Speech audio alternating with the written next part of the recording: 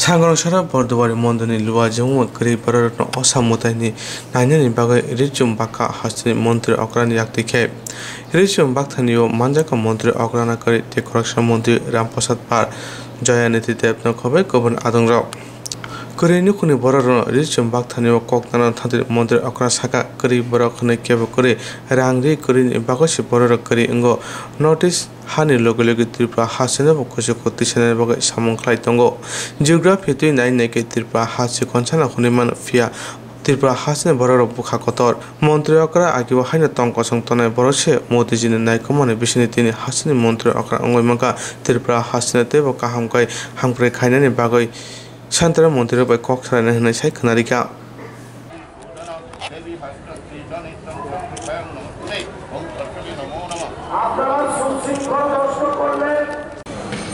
नमस्कार आज के नवमीर सबाई के खूब भालोबाशा शुभेच्छा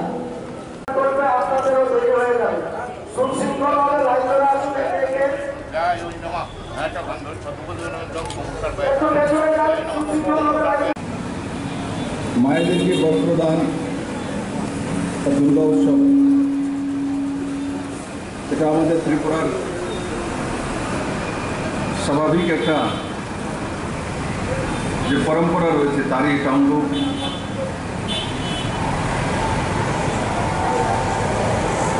এই কোভিড পরিস্থিতির মধ্যে দিয়েও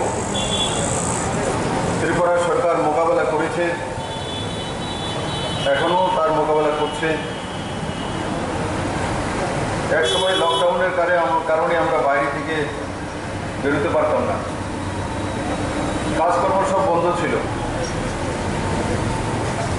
কিন্তু তারপরেও ত্রিপুরা সরকার মাননীয় প্রধানমন্ত্রীর মার্গদর্শনে আমরা তার থেকে বেরিয়ে আসতে সক্ষম হয়েছি। আর এই দুর্গা উৎসবে আমি আপনাদের আন্তরিকভাবে শুভেচ্ছা জানাই। আপনারা ভালো থাকুন, সুস্থ থাকুন, সপরিবারে দুর্গা উৎসব উপভোগ করুন। আর তার সঙ্গে সঙ্গে মনে রাখতে হবে, যদি নরেন্দ্র ভাই মোদী প্রধানমন্ত্রী দেশের না থাকতেন তাহলে হয়তোবা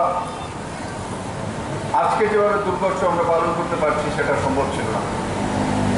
কারণ যদি ভ্যাকসিনেশন না হতো, আমরা ভ্যাকসিনেটেড না হতাম, তো আমরা এভাবে বেরিয়ে এসে পূজা করার মতো হিম্মত কাউরই হতো না। এমনিতে মনে হয় সব কিছু স্বাভাবিকভাবে হয়ে যায়, সব কিছু স্বাভাবিকভাবে হয় না। ভ্যাকসিনেশন পাঠিয়েছিল, এখানে কার কার ভ্যাকসিনেশনের ইঞ্জেকশন হয়ে গেছে ওটা হাত তুলুন দেখি। ইঞ্জেকশন হয়ে গেছে, কেউ বাদ নেই। আর যদি পুরনো সরকার থাকতো আপনি এখন বটতলার কাছাকাছি পেতাম আপনাদেরকে অনেককে, বটতলার কাছাকাছি। আজকে আমি হাসি দিয়ে কেন বলি, কারণ কি 96% ভ্যাকসিনেটেড হয়ে গেছে এটা আমি জানি। সেকেন্ড ডোজও 60% উপর হয়ে গেছে। ভারতের 5টা প্রথম রাজ্য যারা 100% ভ্যাকসিনেশন গিয়েছে, ত্রিপুরা তার মধ্যে একটা। আমাদের রাজ্য ছোট হতে পারে, মানসিকতা আমাদের ছোট নয়। আমাদের রাজ্য ছোট হতে পারে, মানসিকতা ছোট নয়। তার জন্য আমি আজকে আপনাদেরকে বললাম, এখানে আর্থিকভাবে কমজোর অনেক মা এসছে, কিন্তু মনোবল কমজোর না করা। বলে বিপ্লবের মার মধ্যে যতটা দম আছে আমার কাছেও ততটাই দম আছে। আমার ছেলে একদিন বিপ্লবের মতো মুখ্যমন্ত্রী হতে পারে, রামপ্রসাদ বাবুর মতো মন্ত্রী হতে পারে। কারণ কি, নরেন্দ্র ভাই মোদীর নেতৃত্বে দেশ চলছে। মোদী 4 বেলা হয়ে যদি প্রধানমন্ত্রী হতে পারে, আমার মতো গরিব মানুষ যদি জামজুরি থেকে উঠে মুখ্যমন্ত্রী হতে পারে, রামপ্রসাদ বাবুর মতো গরিব পরিবারের ছেলে যদি মন্ত্রী হতে পারে, আপনার ছেলে কোনো হতে পারে না, আপনার মেয়ে কোনো হতে পারে না। এই সরকারের সব কিছু সম্ভব। মানসিকতা তৈরি রাখা যে আমার মেয়েকে একদিন মুখ্যমন্ত্রী বানাবো, তো হয়ে যাবে দেখুন। কমজোর না হওয়া মানসিকতা, বাস এটাই মূল মন্ত্র। আর যেভাবে ভাববেন নিজের জীবনকে, আপনার জীবন আপনার সামনে প্রস্তুত হবে। মনে রাখবেন, আপনি যদি যাওয়ার চিন্তা করতে যাচ্ছেন, আমার মনে হয় অ্যাক্সিডেন্ট হয়ে যাবো, তো আপনার পাশে অ্যাক্সিডেন্ট হয়ে যাবে। আপনি যদি যাওয়ার সময় ভেবে যাচ্ছেন যে আমি সুন্দর সুস্থভাবে বাড়িতে পৌঁছবো, আপনি ঠিকভাবে বাড়িতে পৌঁছে যাবেন। তাই মনের জোর রাখা আর মানসিকতা সুদৃঢ় রাখা, এটাই মা দুর্গার কাছে প্রার্থনা করুন। মা দুর্গা তো শক্তির দেবী, আমরা শক্তির প্রার্থনা করি যে ঐশ্বরিক শক্তি ও আসরিক শক্তি আছে, তার পরাজয় নিশ্চিত, সেই দিশাতে আমরা কাজ করি। আমি এখানে আমাকে নিমন্ত্রণ করার জন্য রয়েছে। অন্যরকম দোষ চাপিয়ে সরকার চলে না। পুরনো সরকারের কি ব্যবহার ছিল, অন্যের উপরে দোষ চালিয়ে দেওয়া, ওর জন্য হয়নি, কেন্দ্র সরকারের জন্য হয়নি, এনার জন্য হয়নি, আজকে সরকার বলে না যে এর জন্য হয়নি। আপনি কোথাও দেখেছেন কিনা আমি জানি না, কোনো সাংবাদিক বন্ধুকে আমাকে বলতে যে কেন্দ্র সরকারের জন্য এটা হয়নি, ওনার জন্য এটা হয়নি। দায়িত্ব যখন মুখ্যমন্ত্রী দিয়েছে তো মুখ্যমন্ত্রীকে দায়িত্ব নিতে হবে, অন্যকে দোষ দিয়ে লাভ নেই। এই হিম্মত মুখ্যমন্ত্রীর মধ্যে থাকতে হয়, তবেই সে মুখ্যমন্ত্রীর পদে থাকা উচিত, না হলে উচিত না। অন্যকে দোষ দিয়ে দেওয়ার জন্য মুখ্যমন্ত্রী দায়িত্বে কাজ না করা, অন্যের উপর দোষ চাপিয়ে হয় না।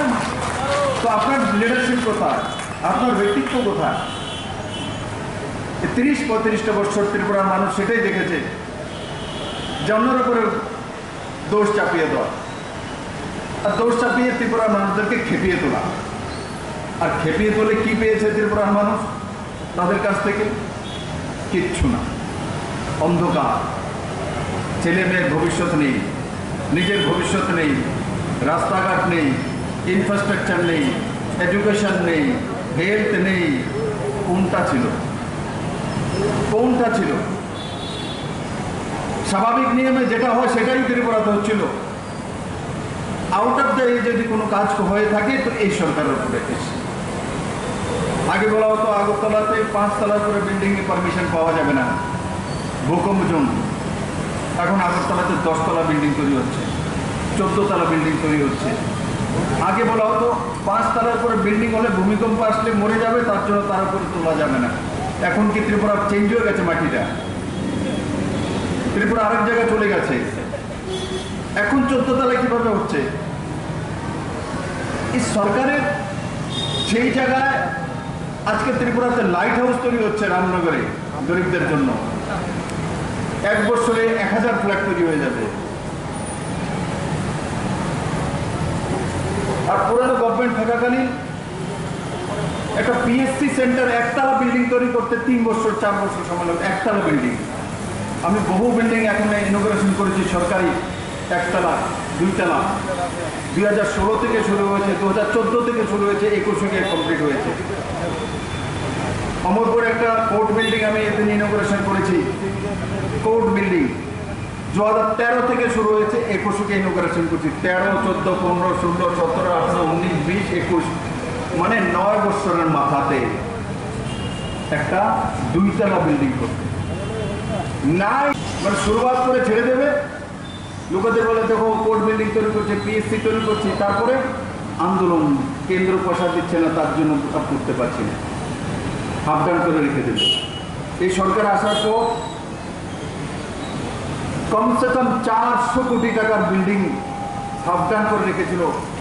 মাননীয় প্রধানমন্ত্রী থেকে 356 কোটি টাকা এক্সট্রা এনে সেগুলোকে আমি কমপ্লিট করেছি, এই সরকার কমপ্লিট করেছে, না হলে আনকমপ্লিট থাকে। আর এগুলো দেখাতে ইলেকশন পারেই দেখে তুলছি। তো আমরা শুরুয়াত করেছিলাম, কিন্তু তারা পয়সা দেয় না, অন্যের দোষ। আজকে অন্যের দোষ দেয়নি, বিপ্লব দেব বলতে পারতো, দিচ্ছে না। বিপ্লব দেব সেটা বলেনি, তার সরকার সেটা বলেনি। নরেন্দ্র ভাই মোদীর কাছে গিয়ে অ্যাপ্লিকেশন করেছি, বলেছি, তো উনি তার ব্যবস্থা করেছেন। আগে তো অহংকারে প্রধানমন্ত্রীর কাছে যাওয়ার মতো তাদের সময় নেই, কোনো কেন্দ্রীয় মন্ত্রীর সঙ্গে দেখা করার মতো কোনো মুখ্যমন্ত্রীর সময় নেই। কিন্তু আজকের দিনে আমরা যখন দিল্লিতে যাই, আমি এক দিনে 10 জন 12 জন ক্যাবিনেট মিনিস্টারের সঙ্গে মিটিং করি, এক দিনে 10 জনের সঙ্গে, ইনক্লুডিং প্রধানমন্ত্রী। আর ত্রিপুরার ছোট ছোট বিষয় সামনে তুলে ধরি, যে ত্রিপুরাতে ঘর দিতে হবে, ত্রিপুরাতে জল দিতে হবে, ত্রিপুরাতে রাস্তা দিতে হবে, ত্রিপুরাতে এডুকেশন দিতে হবে, ত্রিপুরাতে হেলথ দিতে হবে, ত্রিপুরার মানুষের জীবনমান উন্নয়ন করতে হবে। আর সবচেয়ে বড় কথা, এখানে যারা বোনেরা আছেন, মনে রাখবেন, জীবনে আপনারা মায়ের জাতি, মানসিক মনোবল হচ্ছে সবচেয়ে বড় বল। এর চাইতে মনোবল আর কোনো, যার কাছে মানসিক বল আছে সে গরিব না। অর্থবান হয়ে যদি তার কাছে মানসিক মনোবল নিয়ে থাকে সে গরিব। গরিব কোনো ওয়ার্ড নেই বন্ধু। আর্থিকভাবে কেউ কমজোর, কেউ বেশি পয়সা হতে পারে, কিন্তু মানসিকভাবে কোনো মা কমজোর হওয়া উচিত না। মা তো মাই হয়, মহিলা তো মহিলাই হয়। ভারত মাতৃতান্ত্রিক দেশ, দুনিয়াতে একমাত্র মাতৃতান্ত্রিক দেশ ভারতবর্ষ। ভারত মাতা কি জয় বলি। ভারত মাতা ছবি এখনো লাগানো আছে।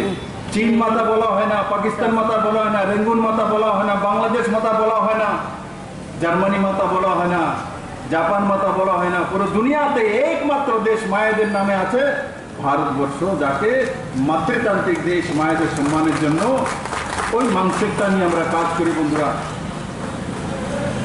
আপনারা অনেক কিছু হারিয়েছেন বিগত 30-35 বছরে, কিন্তু এখন আর হারানোর কোনো কিছু নেই। মাননীয় প্রধানমন্ত্রী ত্রিপুরার প্রতি ওনার সহনশীলতা রয়েছে, ওনার সুদৃষ্টি রয়েছে। শুধু নর্থ ইস্টের সবগুলো রাজ্য নয়, উনি ত্রিপুরাকে আলাদা করে দেখেন, আর বাকি নর্থ ইস্টের জন্য তো উনি চিন্তাই করেন। তাই এই শুভ নবমীর দিনে আমি আপনাদেরকে একবার জিজ্ঞাসা